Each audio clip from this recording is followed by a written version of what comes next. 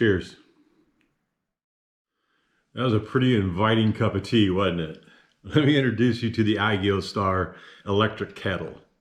This kettle, if you like tea, this is ideal for your tea drinkers.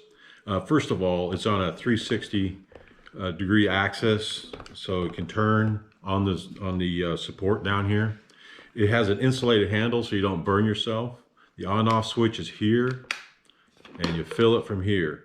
The capacity is 1 liter, which is about a little bit over 4 cups of water. The other beautiful thing about this is if you walk off and leave it plugged in, like, I don't know, maybe I did, it has a boil proof on it. That means it won't boil away the water. It will automatically shut down, and the water will be fine, and the heating element won't be destroyed by just heating nothing.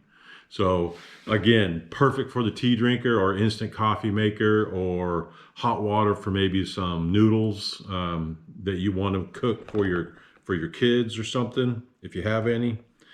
I highly recommend the Aigostar Electric Kettle. It's a great addition to anybody's kitchen.